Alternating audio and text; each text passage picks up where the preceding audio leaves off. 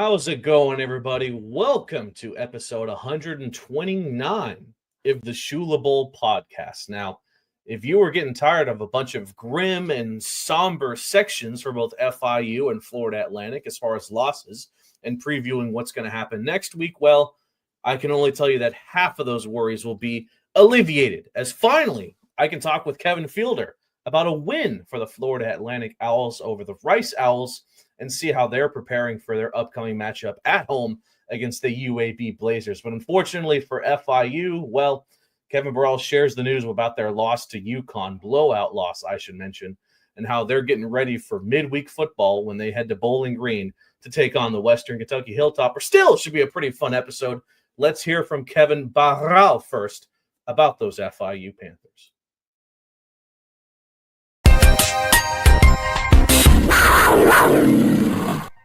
And welcome to the Shula Bowl podcast. I am here with Kevin Burrell as, Mr. Kevin, things are going from bad to worse for FIU football with the 51-10 loss to the UConn Huskies. Just talk a bit about how you're still feeling about this football season. The Panthers and the Owls are in the same predicament, 2 wins, 3 losses as conference play begins. Overall still, what's the mindset, and are you getting tired of taking on all these Northeastern football teams? I really don't care what team they play, to be honest with you, Jake, but good to be back. And it was a tough weekend, right?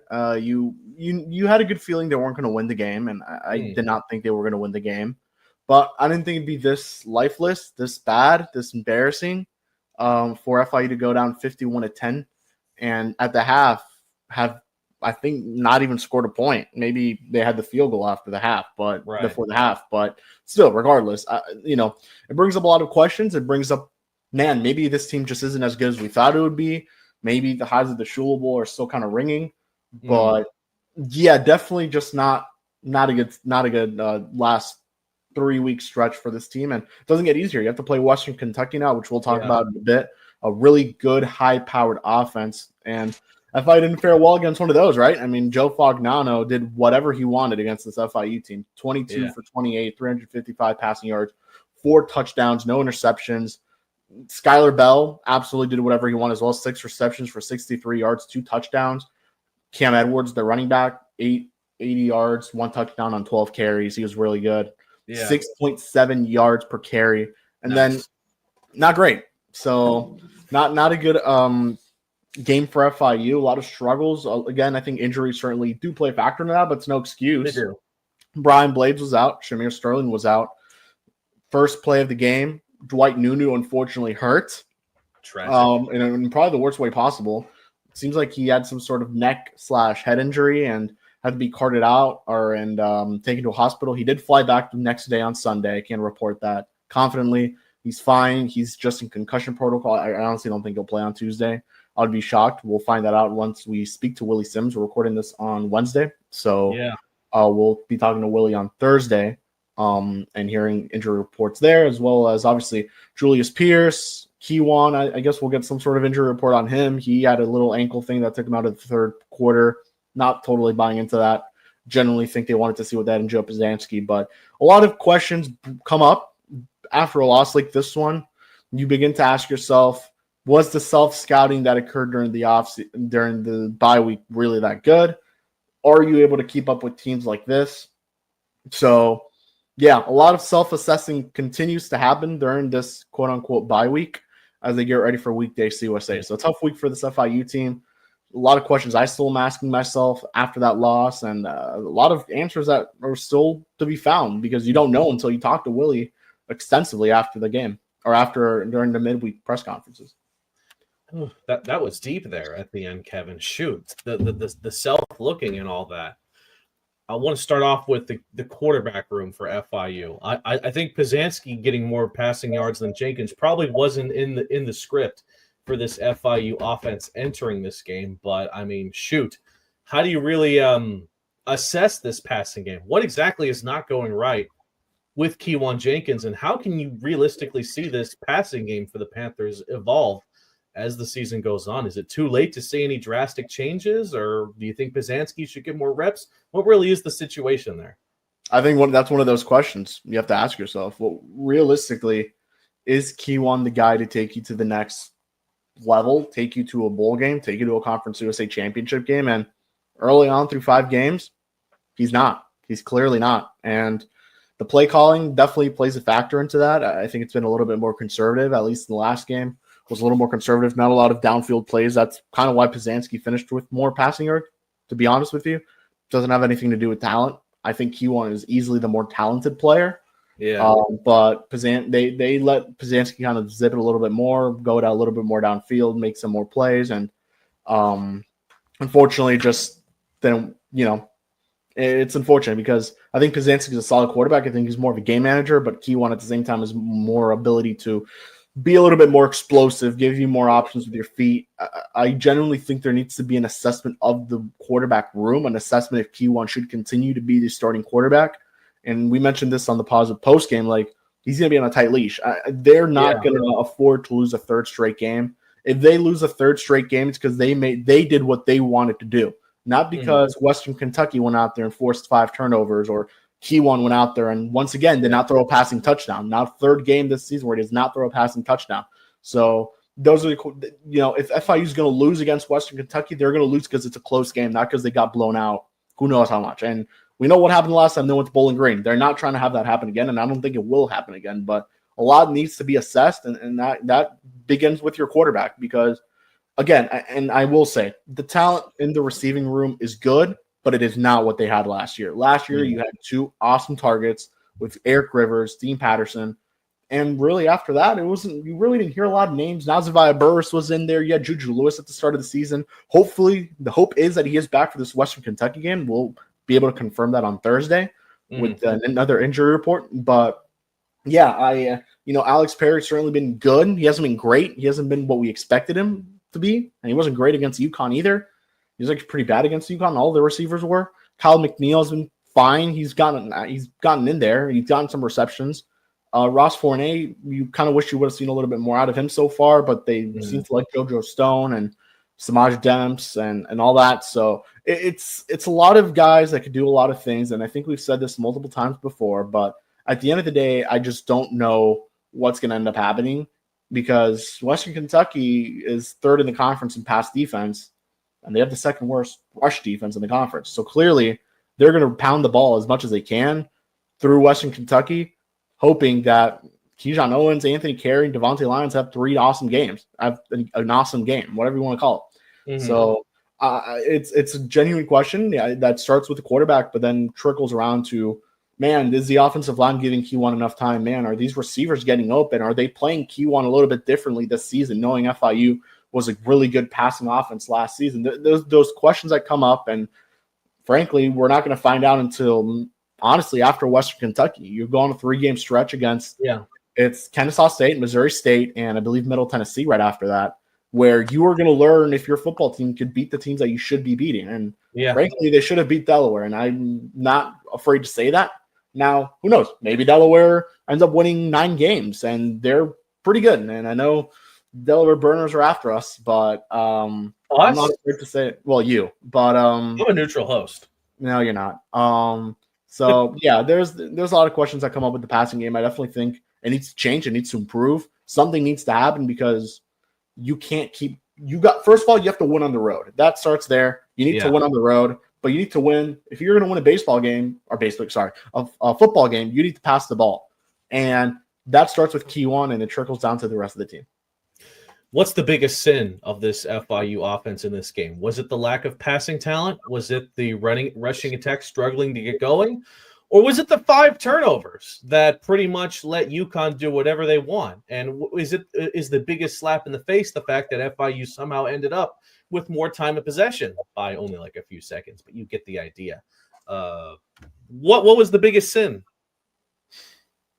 Honestly, everything. It was just not a good game at all. That's probably, and we said this, like, I've been covering this team since I want to say 2022. I only covered a couple games that year, but still, regardless, I've watched most of the games since then. I've watched every single game since then, and that was by far the worst performance I've seen from an FIU team since I've been here. And 2023 was not fun. There was a lot of 21-0 games after the first quarter, but this was just another level of bad, honestly. And I agree. It starts with the offense. Your offense needs to be on the field for enough time to get your defense back and ready to go for the next drive. And unfortunately, I think it does stem to the run game. It stems to not following the fundamentals. And Willie Simmons was very, very key on that. He very much noted that post game that they just did not. They need to go back to the fundamentals. They need to go back to ball security. They need to go back to the decision making. You need to go back to not having bad penalties. I mean, a defensive holding was called on FIU, I believe.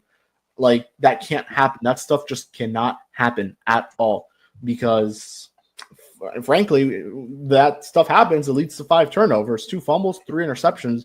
Last one, whatever. Last interception was whatever at the end. It was a really nice play. Can't do anything about that. But the first 4 turnovers, that can't happen at all. You cannot pick the ball off. And that gave UConn great field positioning at the end of the day. And it was just unable to make tackles, seemed like a lot of miscommunication on defense. It just seems like things were just not working out at all for this FIU team from start to finish. Obviously, there's the mental side of things and seeing one of your players or one of your friends, brothers, whatever you want to call it, on the floor getting his jersey cut off and pads taken off and helmet being kind of drilled out of his head, going into the hospital is not what you wanted to see to start a game. That definitely hurt FIU throughout most of the game. I'm sure it did because you don't want to see that. No one ever wants to see that. But yeah, there was a lot that went wrong in that game at the end of the day. And again, I go back to this bye week is going to be a lot of self-assessing, and I'm sure they did, and I'm sure they're going to dive deeper into it. But by self-assessing, I also mean you got to really look into that quarterback position. There's a lot of ways you could go about it. You could go with Pizanski the rest of the way. You give Q on this one last game against Western Kentucky, see what happens. Or you give him a game off, rest up, go back for the Vice game, big game against Kennesaw State, a team you should technically beat, although Kennesaw State's been really good in year 2 at the FBS level, and go on that stretch and see what happens. Or if you're going to say, let's play for the future, Christian Langford's right there. He already has a game under his belt and 1 play under his belt. Let's see what happens. He's the most – Willie Simmons said it. When he has the ball in his hands, he's the most dynamic player on the field. So why not bring out your most dynamic player on the field and see what you got? So there's definitely ways to go about it, but a lot of self-assessing needs to be done because this team right now is 2-3, and their schedule should still have 4 wins up on the table, maybe even more than that. This is a grim assessment, Kevin, and I say that because for once my talk with Kevin Fielder was actually quite pleasant, as the Owls actually won a football game. But I don't think it's not even worth mentioning the defense and how all those points they gave up here. I think it's just time to move on now to your opponent in the Western Kentucky Hilltoppers. First in Conference USA, 5-1 record. On paper, they're a scary good team, Kevin. I think it starts with the offense and Maverick McIver and what he's been able to do so far for the Hilltoppers as their signal caller. What scares you the most about this Western Kentucky offense and how a battered and bruised FIU needs to handle them? Yeah, it starts with McIver. Maverick McIver, Abilene Christian transfer, who currently finds himself 3rd in the country in passing yards. He has 151 completions for 1,704 yards and 12 touchdowns. Comes with Rick Bowie, I think is how you say it, OC at Abilene Christian. They both went to Western Kentucky. And Maverick McIver right now leads the conference in every single category for a quarterback. Passing yards, passing touchdowns, completions, attempts, quarterback efficiency. I think actually he's number 2 in there. But he has the longest throw of the season, a 78-yard touchdown, or 78-yard throw. I don't actually know if it was a touchdown or not. I just saw it on the website. Then you have 2 awesome receivers, and Matthew Henry, who was a transfer. He is actually a native of Miami, Florida. Then you have Katie Hutchinson, who's kind of a little bit of a gadget player. He has 1 rushing touchdown, only 5 carries. So I'm curious to see what Willie has to say about him specifically. But Hutchinson leads the conference in receptions. Henry leads the conference in receiving yards, both of them with 3 receiving touchdowns this season. So it starts with those 3 guys overall. Western's defense has been all right. I think I mentioned it kind of at the top of the show where Western's defense is very good at stopping the pass, but they cannot stop the run to save their lives. And I'm obviously by the time this comes out, my preview should be out. And with that being said, like Western Kentucky allows 195.8 rushing yards per game, but they do allow 199 yards over the air, which is third in the conference, third lowest in the conference. So it's going to be interesting. Unfortunately for FIU, right now they currently find themselves with the second worst passing defense in the conference, which is, for Maverick McIver, phenomenal. The hope is Brian Blades is back for this game too, so you can match up with either Henry or Hutchinson. I would say he's going to be matched up against Henry, although Hutchinson seems to get a lot of touches. And yeah, it's going to be a tough one for this FIU team. I think the big positive is that Western has really struggled to run the ball. 11th in the conference, and I'm sorry, they are 7th in the conference in rushing offense. They average 123.3 yards per game. FIU, obviously, good matchup there. They have the advantage with 175.6 rushing yards per game compared to Western, who has the second worst rush offense in the conference. So that certainly helps FIU a little bit. Expect a lot of Keyshawn Owens, expect a lot of Anthony Carey to get touches. Honestly, I don't know about Devontae Lyons. He had the fumble. I don't know how much run he will get. He had a fumble last season, had one this year. I don't know if this is the second fumble of the season for him specifically. I know he had one last year. I don't know if he had one before this game, but yeah, it's going to be a tough matchup for this FIU team, especially going to Bowling Green. Western Kentucky's had their way with the Panthers. I can't recall the last time they had a win against Western Kentucky. It's been a couple of years, and maybe you were around for it, Jake, but it certainly has been quite a minute, and I'm going to find it right now because I'm curious. Last win against Western Kentucky came in 2018, and that was in Bowling Green, a 38-17 win. Ever since then, Western Kentucky has won 5 games in a row against the Panthers. So FIU looking for the first win against the Hilltoppers since 2018. Well, this season, they've already snapped a long losing streak against another opponent, being a Florida Atlantic. Maybe they can do the same thing again. But you said it. Even with a below-average rushing offense, I don't think Western's too worried about that. With what that, and I like their running back. I like their running backs: Lavelle Wright, Bird, and Marvis Parrish, who recently won Conference USA Freshman of the Week. I did not vote for him for that award, by the way. I do vote for this stuff. I did not vote for him. But again, I think they have 3 good dynamic running backs who've all gotten their touches. Parrish with the most. Lavelle Wright has the most touchdowns and most rushing yards, but they do use all 3 of them quite a bit, similar to FIU. They use them a lot. They actually use them more than it. They actually split the reps between those 3 guys quite a bit, and those 3 guys get a lot of playing time compared to, it's KJ, Carey right below him, and then a little lower down is Mr. Devontae Lyons. So Western Kentucky certainly likes to use their offensive weapons. They don't play at a really fast tempo. I would actually have to look more into that. But they're a very good offense. They're an explosive offense. They're the 16th best passing offense in the country. If you're top 20 in anything in the country, that's good. So that is not good for FIU, but it is good for the Hilltoppers, and they are a very good team at converting. No matter what down it is, they will convert. So FIU's got a tough task on their hands, and clearly one of the keys to the game is stopping McIver. If they stop McIver and they shut him down, you're forced to run the ball, and FIU currently finds himself second in the conference in rush defense. So that's a good sign. It certainly appears to be a tough task, but realistically, how do you see this going, Kevin? Who's winning this game? Who's the MVP? And are we going to be happy or no? Unfortunately, we'll not be happy. FIU will lose 3 in a row against the Hill this season, falling to 2-4 in the year. Western Kentucky will defeat the FIU Panthers. This is probably not the prediction I'm going to say for the pause-up preview. I'm going to go 45-17 Hilltoppers. It'll be not fun. I believe I will be there, so I will not have a good time watching the game, but I will have a good time the night before and whatever, and the experience. So I'm excited for that. Not excited for hopefully I'm wrong, right? But the result will not be pretty, and Western Kentucky will probably run over the FIU.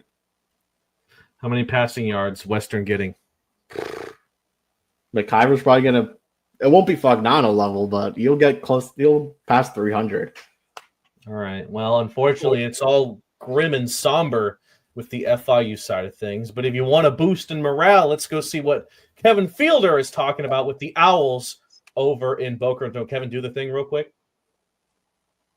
Okay, there you go. It feels wrong ending these segments and you not doing it. What's going on with the Owls? Let's go figure it out with Mr. Fielder.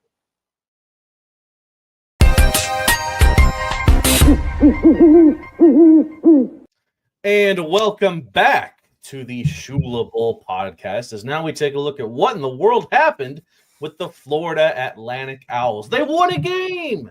They beat the Rice Owls in H-Town, Houston, Texas. Mr. Kevin Fielder, how good does it feel to be back on the W column?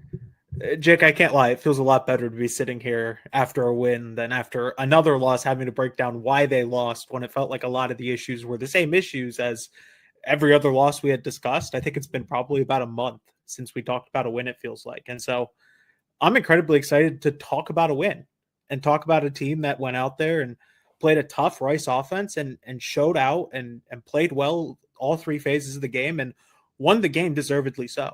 Mm-hmm. Yeah, deservedly so they did. 27-21 over the Rice Owls. You squashed the rivalry before it even started as to become a rivalry. In Houston, that's a road win too. Feels like when it comes to conference games, getting a road win, regardless of how big or small the opponent is, it's always an extra good feeling.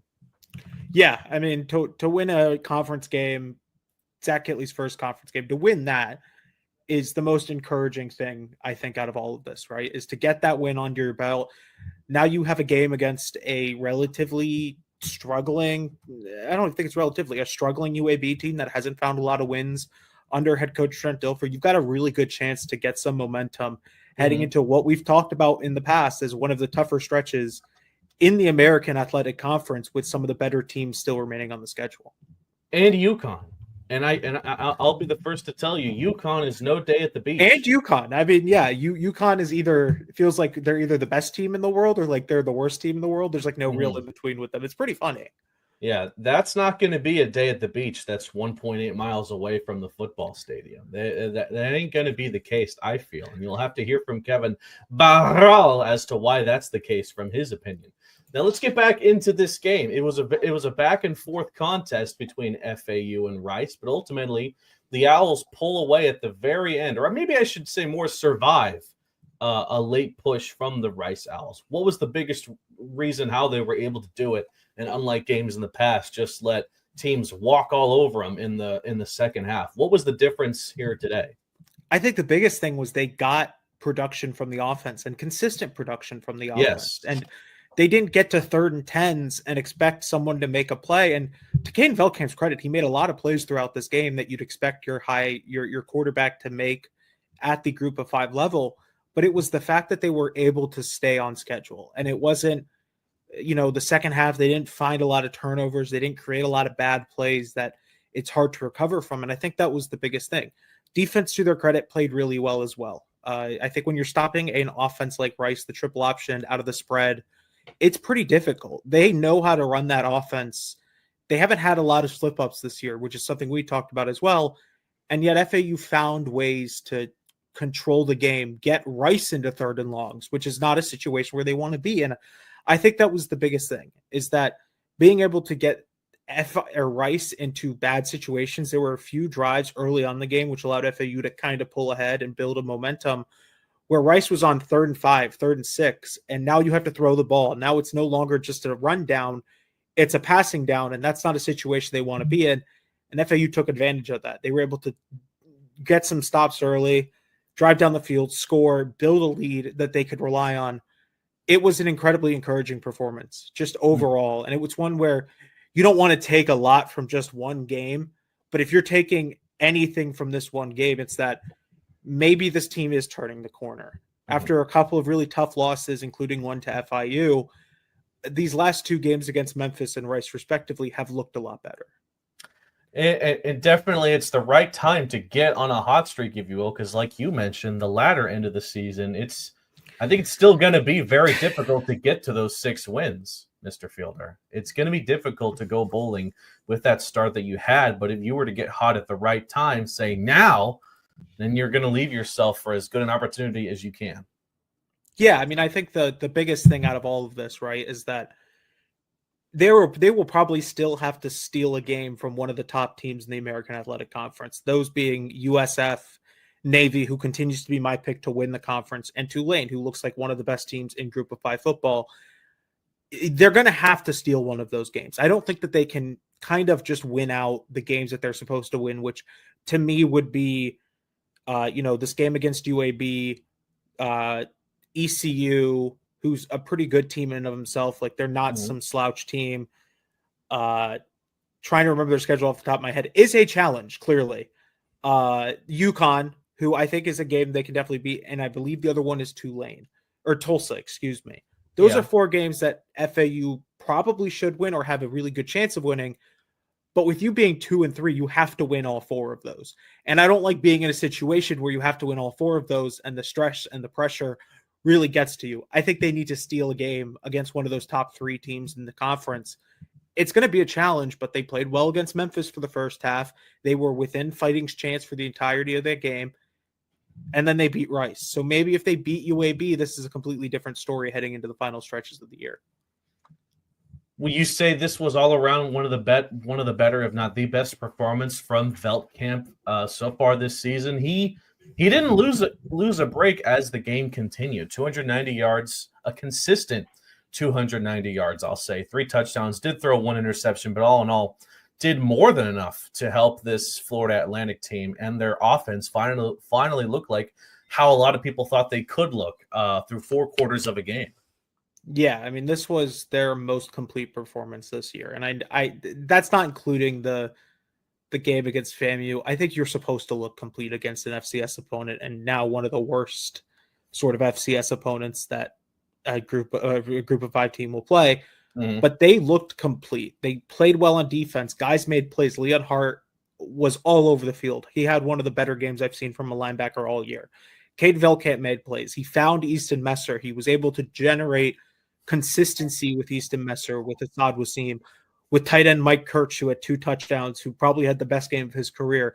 The biggest issue still remains the running game. Hopefully with Jamari Sands being fully healthy, they're able to correct that. They're able to find ways to win on the ground. But from the perspective of what you expect from this offense, and to some degree the defense, they played well. They played really well. And was it a perfect performance? No. I don't even think it was an A grade performance. But to have a B minus performance, maybe not the best performance of your life, but still find a way to win, that's incredibly encouraging. And now you get a really good opportunity to build upon that this week. Mm-hmm. We talked about Rice's offense and how it was so much more different than anything else this Owls team had faced in, a long time. And when it came to the running game, I think the Owls ate in this contest, 213 yards and 2 touchdowns, but they didn't do enough to topple the Owls defense. What did they do to make sure that one of the most unique offenses in college football could not dominate against a defense that has given up a hell of a lot of points in the past? Well, outside of the first drive where Quentin Jackson had, I believe, a 68 or 69-yard touchdown, which does inflate their numbers quite a 68. Bit. And I don't like doing this thing. There's a lot of fans who like to do, well, if you take away that play, it looks like a good game on paper. You don't take away a 68-yard rush. It happened. You don't get to take that away.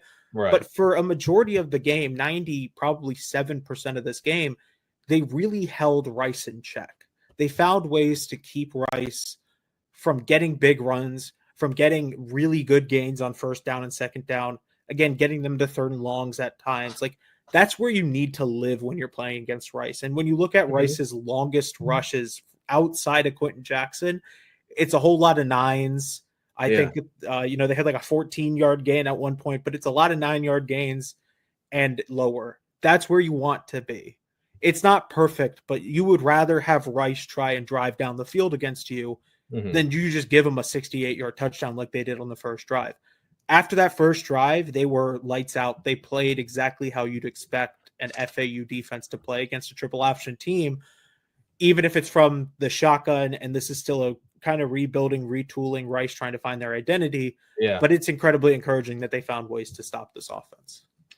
And when you're winning over a offense that quite literally lives and dies by the running can only do you so much when you actually eventually do need to pass to save time, conserve time. And Rice still didn't even really do that. Only 137 yards and 1 passing touchdown. Pretty quiet night from that passing game altogether. Yeah, I mean, they didn't get to do a lot through the air, and I think that's good. because you don't want it to be in a situation where Rice is going down the field. They're able to generate those play action passes that triple option teams are really good at. But I think the biggest thing was late in the game when it felt like they had to throw the ball, they still weren't able to throw the ball. They still tried to run the ball. And I think that's some of the play calling things coming together. But there was a drive in that fourth quarter where Rice just kind of ran the ball a lot and they were forced to punt the ball. That's not a good situation to be in if you're Rice, because they were down 14 or 10 points, 14. I think it was 10 points, 24-14 at that point. That's a good situation if you're FAU, because that's just taking time off of the clock. That's giving you a chance to rest up and get the offense ready. And immediately after the punt, they have a 13-play, 76-yard drive that takes 6 minutes off the clock and makes it a 13-point game. That's the biggest thing, is those little things where Rice takes some time off the clock, and then you're able to just lock in, have a drive that takes 6 minutes. Rice doesn't have the firepower to play a 6-minute drive, to play effectively two 2-minute drills to try and win the game. And so I think that was really beneficial for FAU to get that lead, a good cushion, and then play off of that cushion and not trying to have to come from behind like they have in every other game.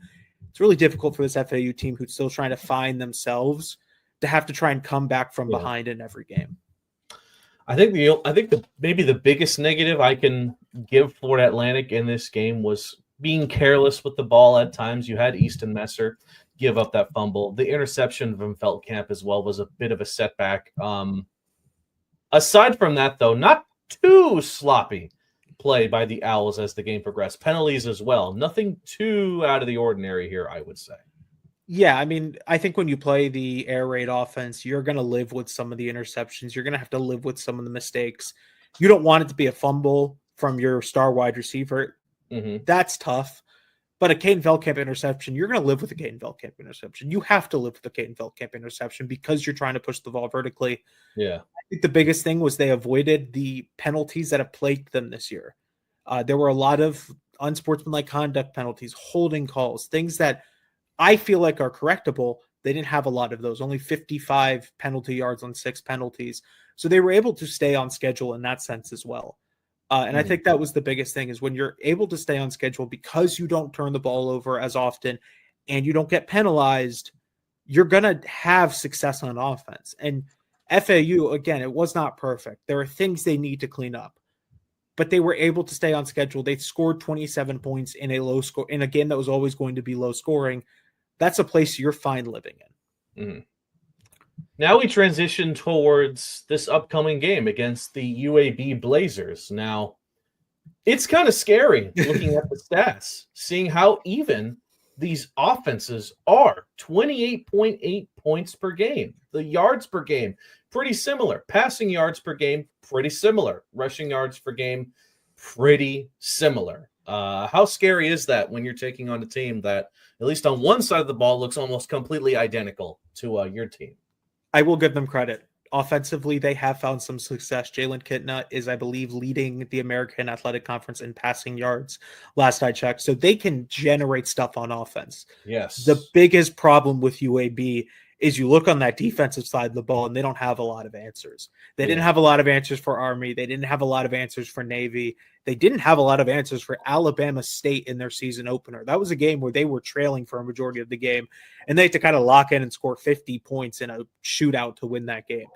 And so the most encouraging thing, I think, for me is that with how bad UAB's defense is, there's going to be opportunities for FAU to stay on schedule, to score a lot of points and stick in this game, or kind of put this game away a little bit earlier. Mm-hmm. To that same degree, I feel like if you keep UAB within punching distance, they've got the offense to generate some success. How do you think the Owls should rely more on a running attack, even more than an air raid offense? Do you think they should switch things up just for this game? UAB gives up 227 rushing yards a game. That's the most in the American. Of course, do you think that more than anything you want to see this running attack from Florida Atlantic, even with it being all banged up, have one of the best games of the season? I think you can just do whatever works, because fair. UAB also doesn't have a very good secondary or pass defense as well. Mm-hmm. They allowed, I think it was like 312 passing yards, 315, somewhere in that range to Alabama State earlier this year. And Alabama State has one of the better passing attacks in FCS football.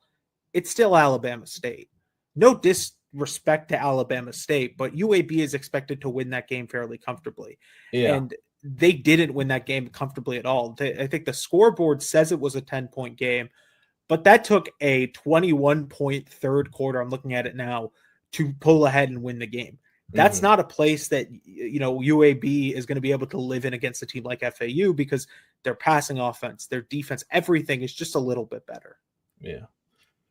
You mentioned it as well. Their secondary, not great. Only one interception thus far this season racked up by them. They don't even bring a whole lot of pressure to the quarterback either. What's the one thing you think this Owls offense needs to avoid doing to make sure that cold streak of interceptions for their defense continues? And like you said, what will allow them to do whatever the hell they want against what should be one of the most exposable defenses and maybe all of FBS? Penalties is going to be the biggest issue. I don't believe they're fully fixed until I see 2 games of them cleaning up the penalties. But if you put yourself in 3rd and 10, 3rd and 20s, per se, you're going to really struggle against any football team, even if they have a bad secondary. And so if you stay on schedule and you get into 3rd and shorts, 3rd and 5s, or 2nd and 5s, that's where you can generate success on offense against a team like UAB. But if you give them opportunities to keep themselves within this game, they've got the offense to stay within this game, no doubt about it. But I think as long as FAU just sort of doesn't shoot themselves in the foot, they should have a really good chance of winning this game fairly comfortably. Well, okay. What's the one part of UAB that even remotely scares you with what they can do in this game? It's Jalen Kitna. Jalen Kitna has turned the ball over this year, but he's got 9 passing touchdowns. He's got over 1,500 yards. He's been able to generate a lot of fireworks on offense. Mm-hmm. And I know they're missing one of their receivers, but Iverson Hooks has been a consistent, solid receiver this year. He's got about 350 yards, give or take.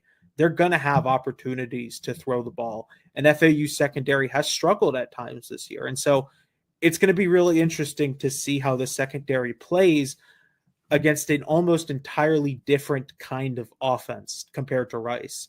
They're no longer going to have to worry about gap integrity and all of these like run fit terms. They're going to have to worry about keeping receivers in front of them because they've generated explosive plays on offense. Their passing game is one of the better in the group of 5 football. If you can find a way to make them a little bit more one-dimensional on offense, whether that is having them throw the ball 60 times or them having to run the ball a lot more, I think that puts you in a really good position to win this game. But that passing game does scare me with some of FAU struggles, and I do think that UAB will have explosive plays throughout this game. Well, then I'll leave it to you now. Cut and dry. How do you expect this game to go? I know they're actually going to be honoring Schnellenberger either pregame, halftime, doing something. You got dollar dogs, so that's good. But all things considered, how do you see this game going? Who wins? Who's the MVP? Yeah, so I think this is a game FAU will win. And I think it's a game that FAU will win fairly comfortably.